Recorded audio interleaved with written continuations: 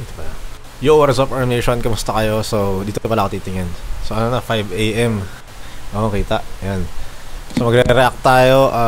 Since konti lang yung nagko-comments, konti lang din yung mas malaki yung chance na makapag-request kayo. So, may nag-request ng Batang Mamaw versus Israel. So, mag-react tayo dito. Wala pa kasing bago pero abangan nyo. This Sunday, may parating na tournament sa Pasig. Lalaro ko doon. At sana marami ding ibang pumunta, di ba? Para maraming videos na dumating. Kasi yung nakaraan pulsuhan Tapos walang parang lahat ng angles. Tinaray ko dapat magre-react tayo kaso tinaray kong panoorin. Lahat ng mga video na nakikita ko nasa gilid. So ang hirap niya i-breakdown dahil kung sino yung nasa likod, kung sino yung nakatalikod sa camera, nahaharangan yung isang braso. So walang kumbaga dito kasi sa angle na to, sa kanila, medyo kita naman, di ba? Kasi syempre, kumbaga ito, kung sino yung nakatalikod doon sa pulsuan, natataklaban yung sa pin dito sa part na to. So, medyo mahirap. So, gagawin ko sa parating na tournament, dapat pala gitna, no? Or mataas, para kita yung nangyayari. Kasi dapat i-breakdown natin kaso, ang hirap. So, yun na lang. Ito na lang. Dahil may nag-request, sige, G-time. Wait lang. Saan natin.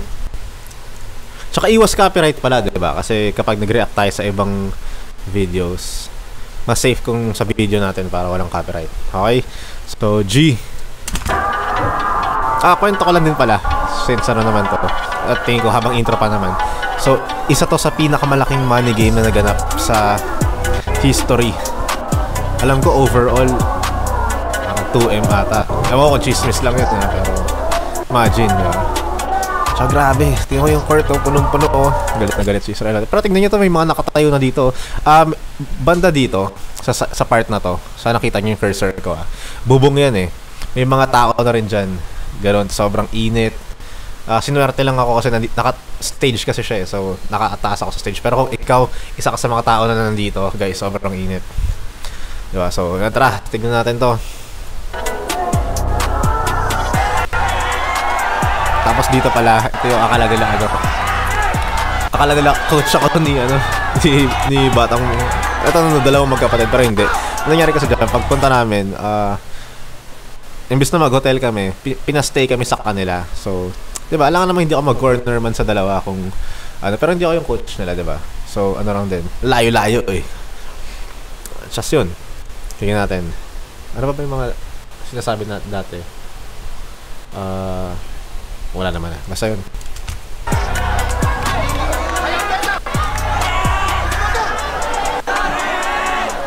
Sana pala okay lang yung audio ko Pero lang ako DIY. Hindi pa kasi dumadating. Ang tagal dumating nung in-order kong mic. May mic ako dito pero kasi siya yung kable naman niya ang problema. Syempre, ang hirap pag nagagalaw-galaw. So, ito na lang tayo safe. G. Dami sinasabi, no? Galit na galit, Ako naman, grabe yung gigil, Wait lang. Straight wrist, niro-rotate. So, sa setup, intro pa ba to? Hindi ko alam kung intro pa to kasi may background music pa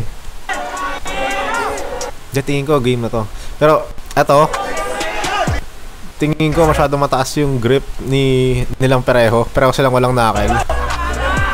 Pero niro-rotate sila. Grabe, galit na galit, Chris.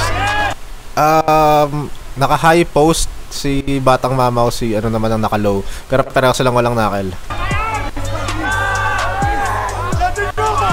Okay, so naunang mag-side pressure si Rocky.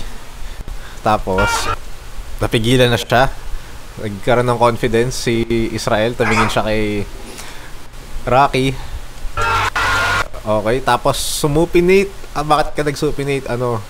So, sa bagay, hooker talaga to si high hook shot sa nakaraang laban niya kay Mark Renzi, pero dito pumasok siya. So, ito talagang sumupinate na talaga siya. At ang panglaban niya na dito is bicep. So, medyo wala rin naman pronation si Israel dito. Kita nyo, yung palad niya is nakatapat din naman sa kanya. So, hook to hook na to. Okay, so nag-side pressure si Batang Mamaw, pero wala nga siyang pronation. So, napigilan ng bicep ni Israel, and then, ano nangyari?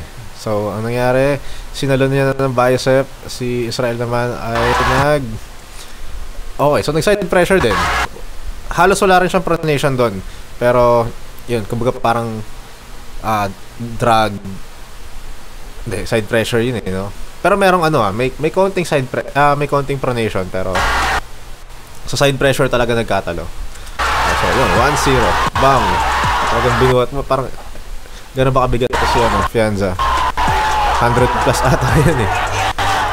Meron ako nakitang meme, di ko alam kung mahanap ko pa, pero parang kinagat ata ni Israel si si Fianza, hindi ko alam bakit. Ato na, dito ko na nakita sa live, nawalan ng kumpiyansa to si si Rocky eh. Parang nakita ko bumaba yung confidence niya talaga ng sobra. Ewan ko kung bakit. Kasi hindi rin siya kasi nag-strap no? Pero yun, tingnan natin. Yun din ang nakikita kong kakulangan ni Rocky sa mga oras na to. Parang sa lugar nila siya yung pinakamalakas. So, alam mo yun, pag ikaw yung pinakamalakas sa lugar nyo, syempre, yung confidence mo kumbaga parang kung 1 to 10, mga 8, mga naglalaro lang yan 7-8, 7-8, ganyan. Tapos atong naka-try siya ng mga level niya or yung mas higher level sa kanya, doon na parang biglang bumaba. Tapos yun, siguro din ayun nga, experience. Kasi kung medyo mataas ang experience na ito ni Rocky, dapat nag-slip siya di ba? Kasi kumbaga nakuha siya sa hook diba? Pwede pa sana pero yun nga, tingnan natin kung makakabawi siya. Dahil alam ko na yung dito, alam ko na yung result. Tingnan natin yung mga mangyayari next. Actually alam ko na, gusto ko lang ang mangyayari dito, breakdown, tapos kukwento ko yung mga nakita ko dito live. Okay, so yan, mainit 1-0. Baka sa replay mag-iba yung result. Joke lang.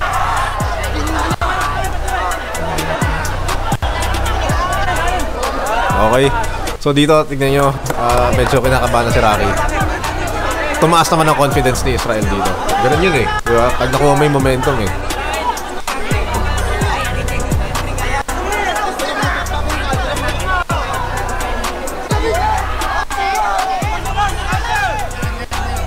Gigilo.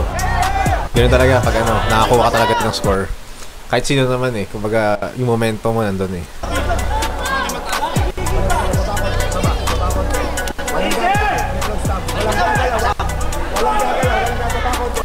Itong video na pinapanood nyo, cut na to syempre, pero yung live nito sobrang tagal.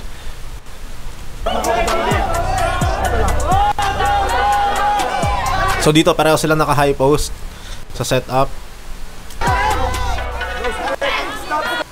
Wala pa. Kaya dapat pala panoorin muna natin tapos ibalik ko na lang kasi pag putol-putol masyadong mahirap Okay. Ano nangyari? Nagbi-blink to.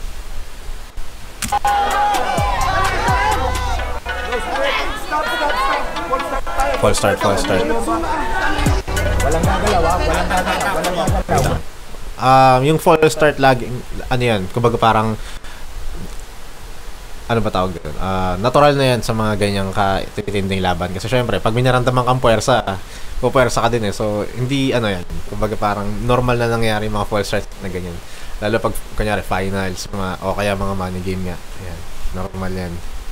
Kasi sobrang focus mo, sobrang alert mo, may maramdaman ka lang na konti, or may marinig ka lang minsan mapapa-atake ka ng konti So, yan.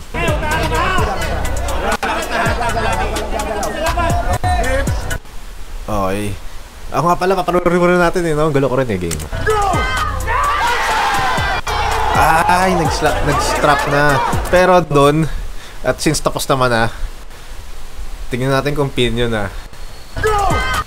Okay, so dito, anong nangyari? Hook to hook sila, pero si Israel lang naka-high cup, di ba? Si naman, kumbaga, actually yung unang-una dito, may prediction ako na mag-high cup si Israel, si Batang Mamaw, tapos si Israel lang mag-deep hook. Pero dito sa round na to, nagkapalit sila. Tingnan nyo, si Israel ang may pronation. Ang naka-supinate naman is si Rocky. So dito, top roll siya eh. Pronation with side. Tingnan natin, no? Tingin ko yung mga ganun, ano dapat yun eh. Kung tournament pero money game naman kasi. Pero yung mga intentional slip yun eh. Kasi dapat pag nag-slip ka, pa-top roll. Pero pag yung parang pag binigay mo yung wrist mo, tapos pataas, yung medyo intentional slip yun. Hindi, ano lang siya, hindi ko sinasabi para dito. Baga sinasabi ko siya para sa inyo na nanonood, kapag sumali kayo ng mga tournament, kailangan aralin nyo rin. Isa yun sa inaaral kung paano ka mag-slip ng maayos or paano ka pupunta sa strap match kung gusto mo mapunta sa strap match. So hindi pwedeng bara-bara lang, kailangan may game plan ka din pag gusto mo mapunta sa strap match. So yun, isa yun sa mga aralin nyo. Kung ako minsan kapag alam kong hindi ko talaga kunyari alam ko malakas yung grip, mahirapan ako mag-slip, pa-top roll, ginagawa ko flap press. So yun, isang tip din yun kapag gusto nyo mapunta ng strap match. Pero syempre ingatan nyo din talaga. Tsaka practice. Okay?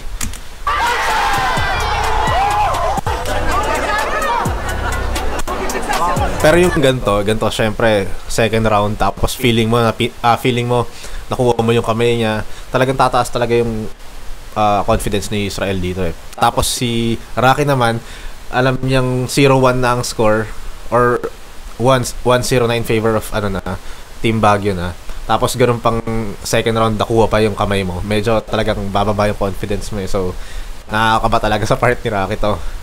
Pero sobrang taas din kasi ng pressure sa kanya. Isipin mo guys, tingin ko 95% ng mga tao dito, syempre may Vice to home court is kumbaga parang na kay Rocky, di ba? Kumbaga side niya yan. So yung pressure na isipin niyo na lang guys, di ba? So yun. Pero pag mga ganyang laban, tingin ko rin mabibingi ka na din eh. Hindi mo na makikita yung mga tao dyan eh. Para makafocus ka na rin sa laban eh. So tara, panoorin natin strap match.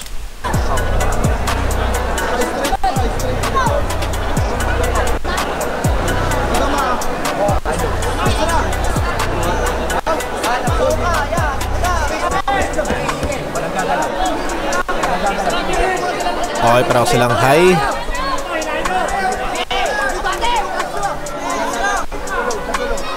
Ay, teka lang. Mamaya ako na ikwento pala. Sige, panoorin muna natin. Inaalala lang ako.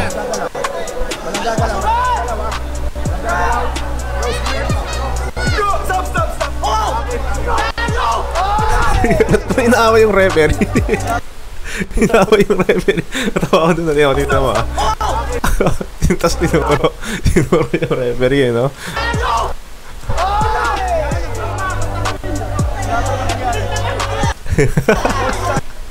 Full start. Sobrang gigil. Inawa yung referee, no?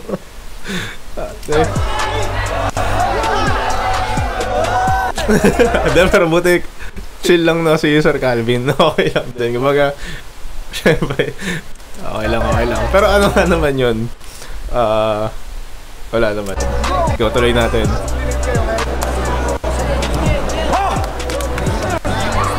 Okay, race trap. Okay,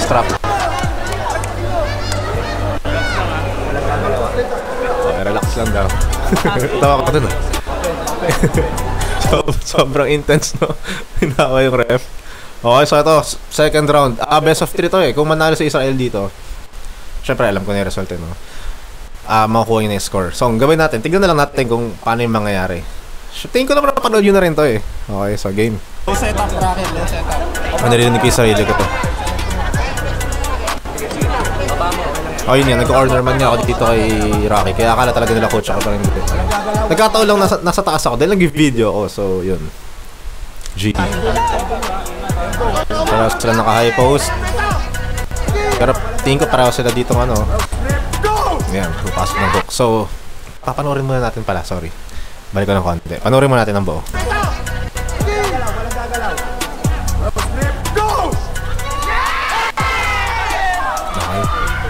Okay, elbow foul. Kung hindi na elbow foul yung tingin ko, diretso din yun eh. Kasi ang baba na eh. Okay. Hindi, panoorin natin to. Ay, ano, tapos dito na natin siya i-focus. Nonsense din naman ko i-replay ko yun dahil elbow foul din naman. Kung di ako nagkakamali guys, ito yung coach ni Batang Halimaw at ni Batang Mamaw. Yan, hindi ako. Kung di ako nagkakamali Close lang. Walang gagalaw. Nakasuplinig siya ha. Close hands, go! Okay, so nakakiti na si ano, alam niya na eh. Kaso lang, ang nangyari is dali. Tonto to. Kanaya ano nila, pinanala nila. So yun, nag-second elbow foul si Rocky. So score yun sa kabila. So 2-0. Okay, congrats.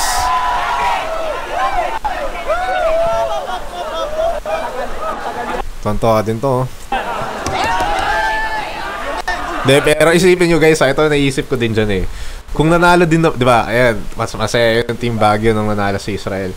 Imagine niyo kung panalo si Batang Mamaw. So, sa sobrang dami ng tao dyan, di ba?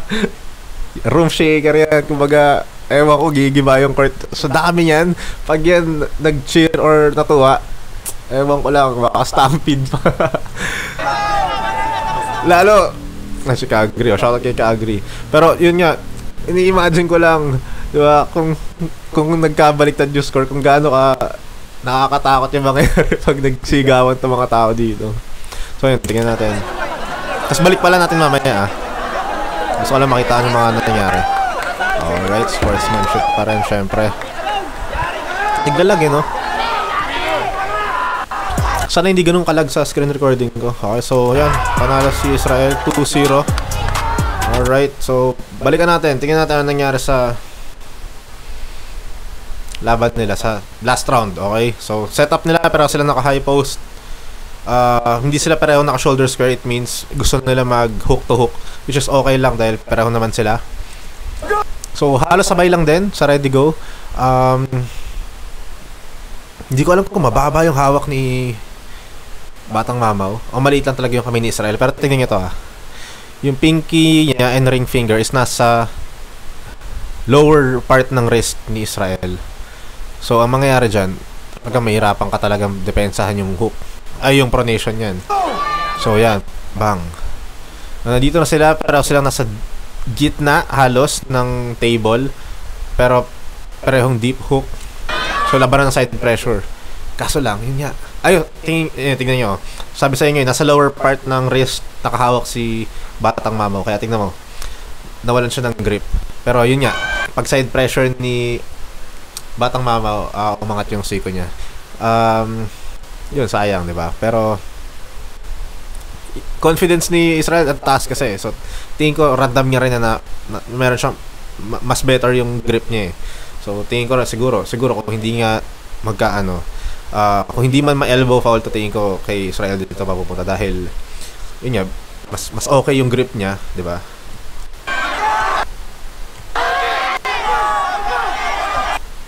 So yun.